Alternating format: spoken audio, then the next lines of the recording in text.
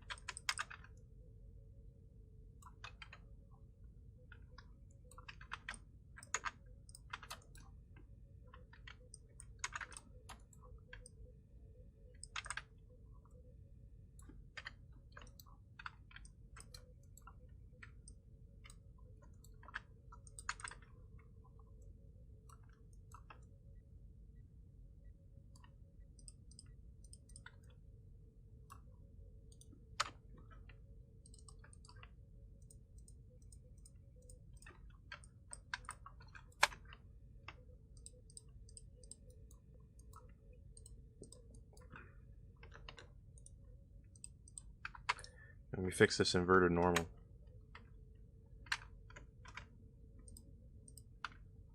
Here we go.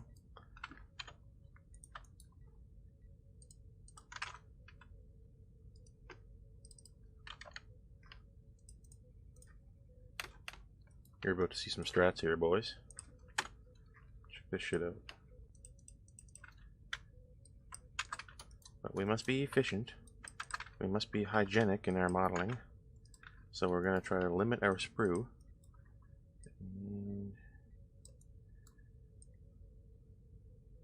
Got to make sure we don't have a lot of sprue, which is the parts of the model that you're not meant to see but are there anyway. You want to get rid of as much of that as you can to save on memory, to have an efficient model. Take it from me, I have some wildly inefficient models. Because I learned as I went. Nobody taught me how to do this garbage. I figured it out as I went, and it was hard at first. It was hard, and it was not fun at first. And I forced myself through it. I pretended it was a job. I just went in here like it was a job every day in Blender. Just pound through it, just bang my head against the wall until I figured out what to do. And I have enough success now that it's actually a little bit fun. And I spend most of my days now in Blender. I spend hours every day in Blender. Every day. And I can't get enough of it. I discovered I had a passion for just looking at 3D objects for a long time. And yeah, the hours just fly by in Blender, I guess. And I just like going into Blender and seeing where the wind takes me, so to speak. Can't be afraid of the wind, Ensign. Take us out, straight and steady.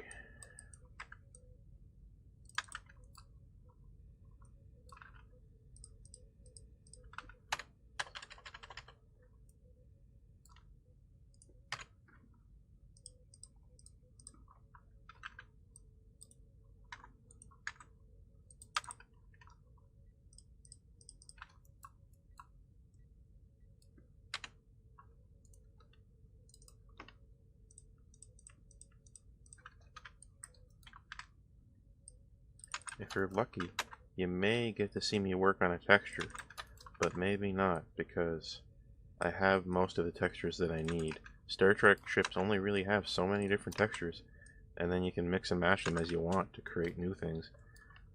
Once you develop a database of so many different Star Trek style models, really you can just go to town. You can just mess around all day, kit bash shit together, and you can make something from any era if you really, really wanted to, as I do.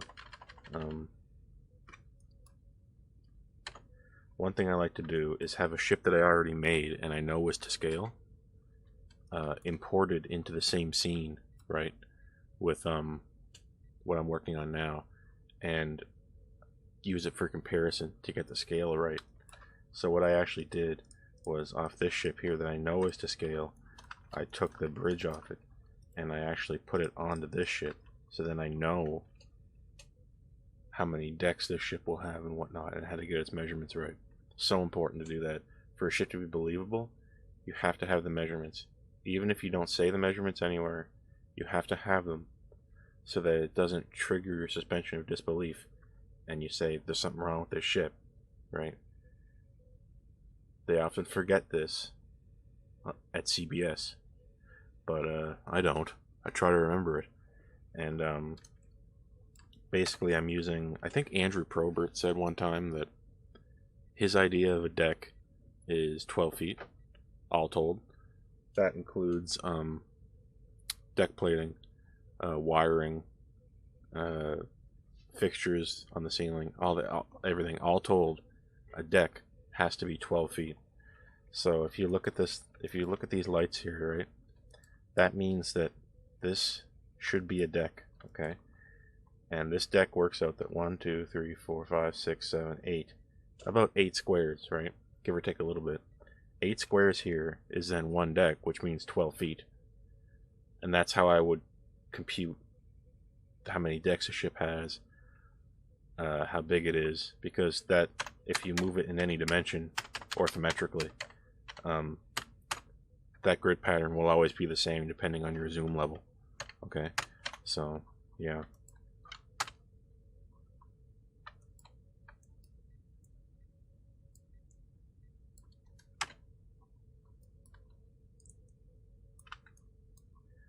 I'm not comfortable with the way this secondary hull connects to the main hull.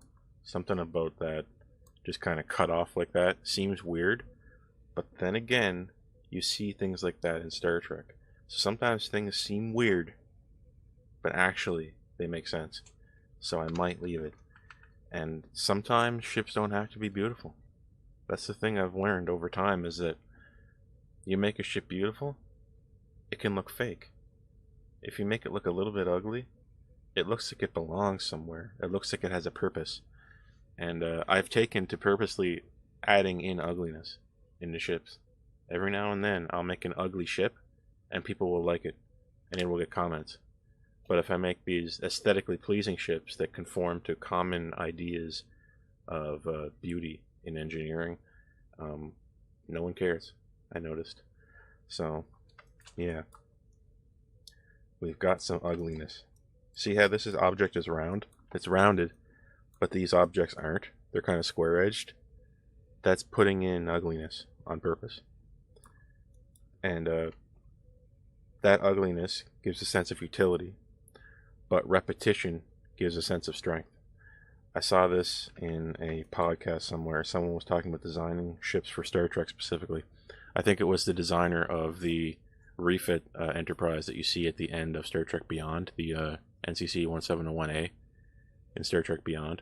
And he said that repetition is strength. So what does that mean? See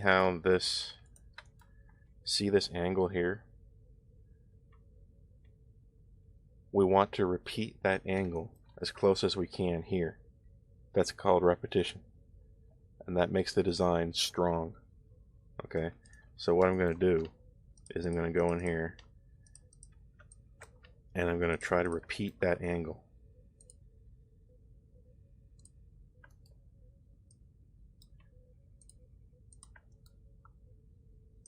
To the best of my ability.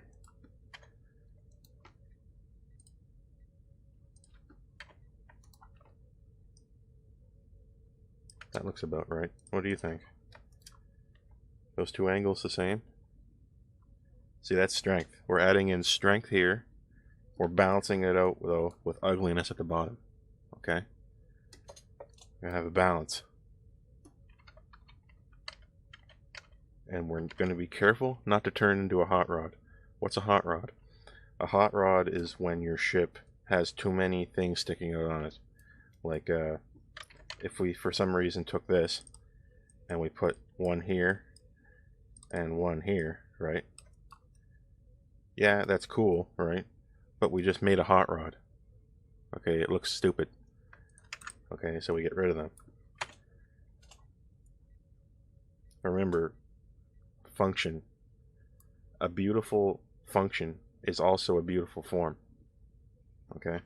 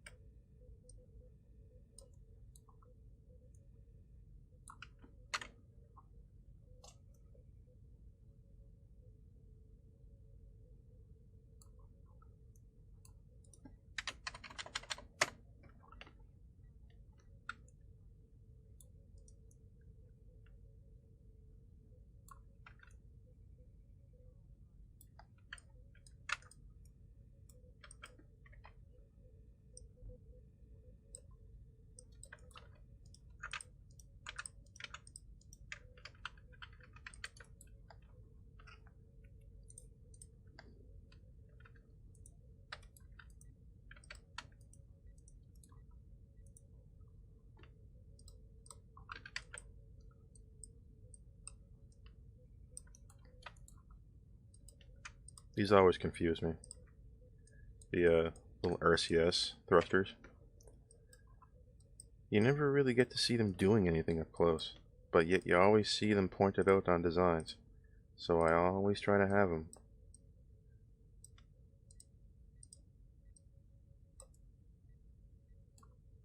I don't know for sure if this will map properly onto this design. So I may just derive a new one from the polygons that I already have. This one is from the Ponta Delgada. So maybe we won't use that one. We'll copy it, but we'll be using the geometry we already have.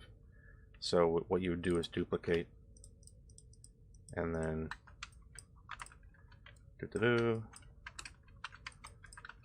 oh, look at that. We have something that we can use, or that will map perfectly onto the model we already have, because we're using the exact same geometry. So we can subdivide, delete these, okay, both the same size, make this bigger, make it go over, down, okay, but I want it to be triangular, so delete these, face here, this should be triangular as well.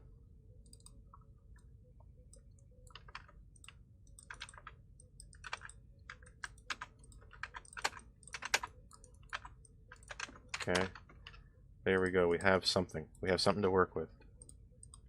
And if we have an inverted normal, see how it looks shiny even though it shouldn't be? We just hit it, edit mode, A to select all of it, Control N, make normals consistent, right? And if we're still having a problem, what you can do is go solidify. We're going into add modifiers, solidify, and we're just giving it a tiny little bit of solidification. And if that doesn't work, what we can do is select all of it, extrude region, and then scale down. So I'm actually creating an inner body to this design.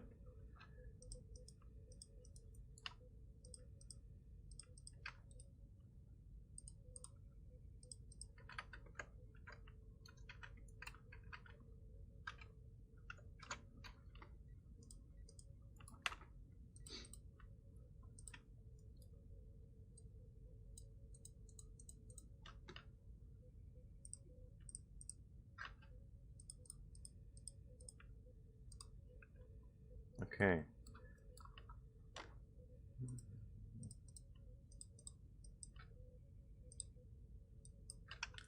Alright, I kind of like how that looks. Kind of digging it. So, what we're going to do is duplicate it. Get rid of the inside, we don't need it. Subdivide.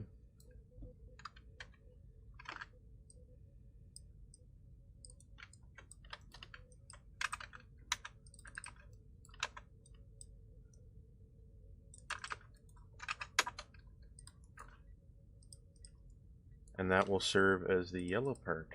See? How we're just copying what we had before? Because we already know the ship is from the same era. If we're kit bashing it from a ship from that time, we just repeat it, and we know we're decently safe in canon. Again, you want to invent as little as possible. Invent as little as you possibly can. That doesn't mean don't be creative, but it does mean you shouldn't have to question the knowledge of the ancients that came before you too much.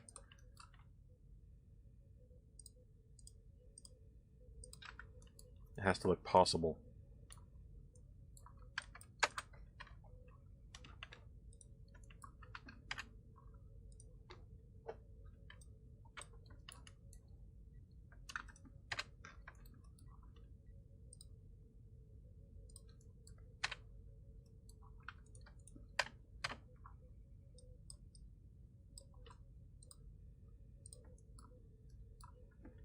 There.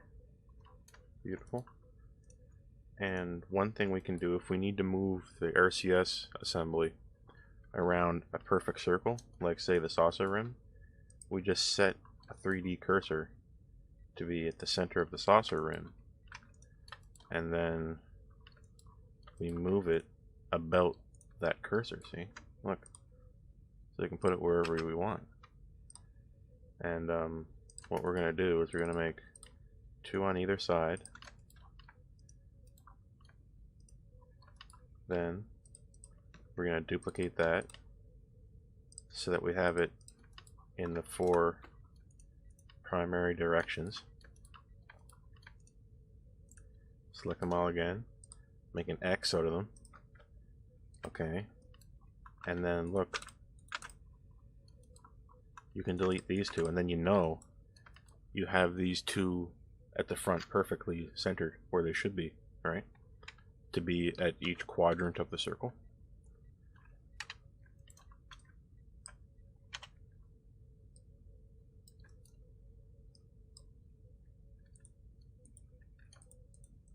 And these aren't quite center. I noticed while I was doing that we should have centered these while we had the chance. And look at that, we're having some fighting too. No, no, no, no fighting. No Z fighting. That's horseplay. No horse housing here. No rough play.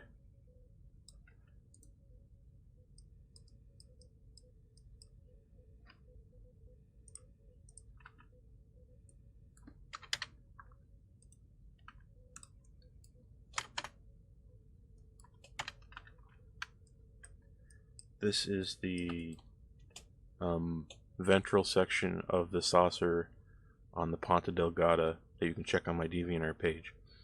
But will it fit on this design? Will it fit over here?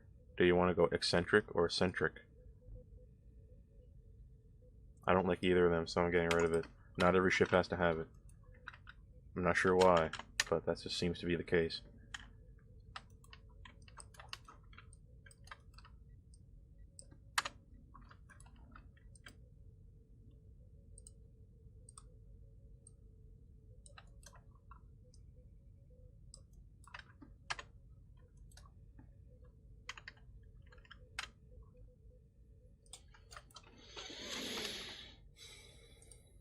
At this point, I like to look at a silhouette.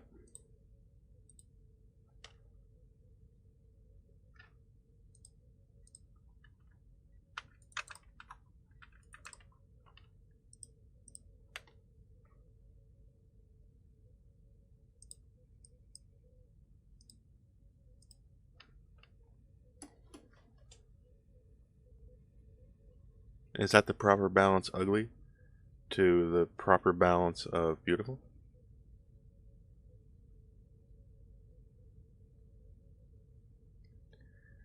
For some reason, I'm thinking that this straight line here should be curved. See, if that curves, it'll match the curve of the housing for the Bassar collector. So we'll have repetition if we do that. So, and repetition equals strength. So that's what we should do.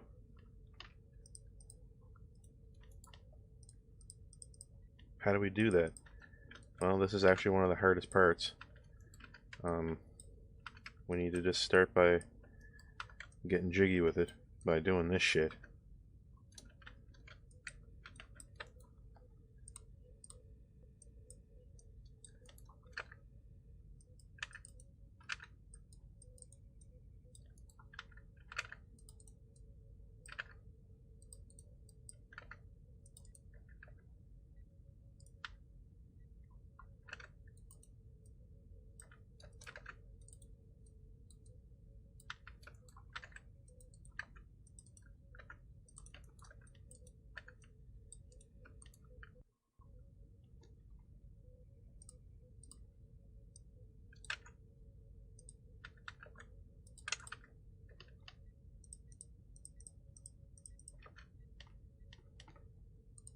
Or,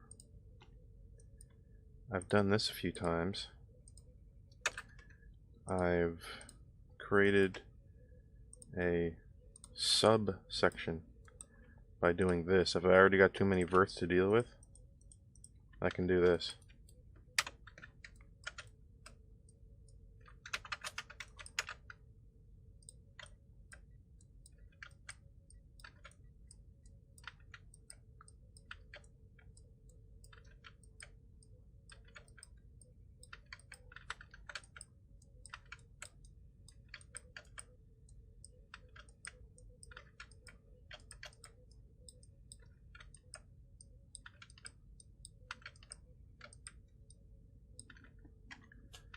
Okay.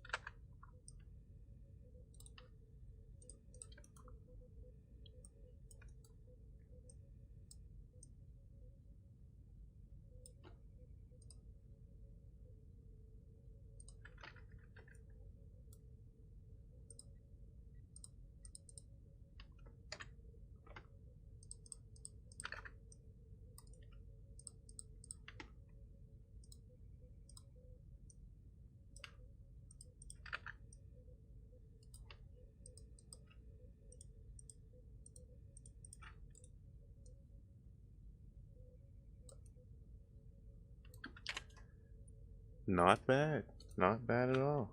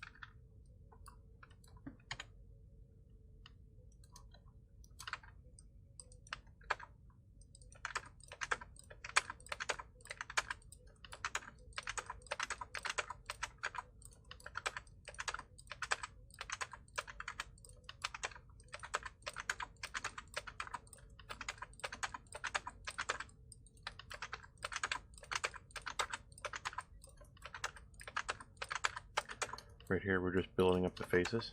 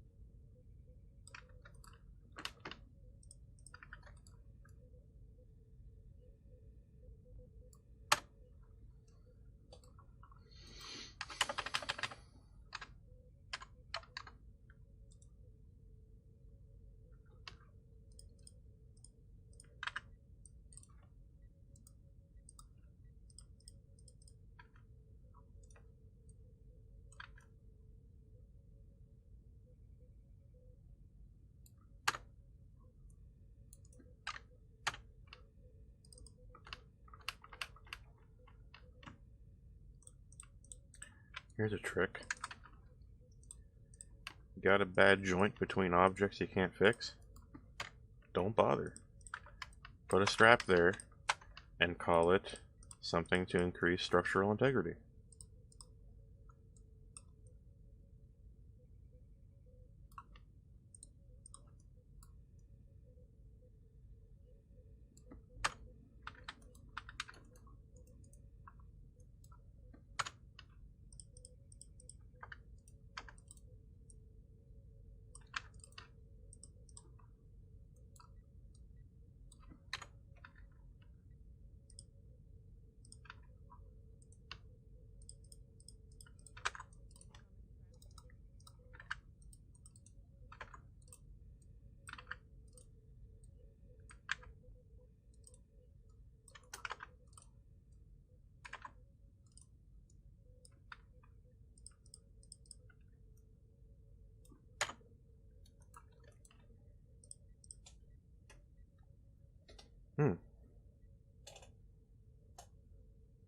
Much nicer silhouette.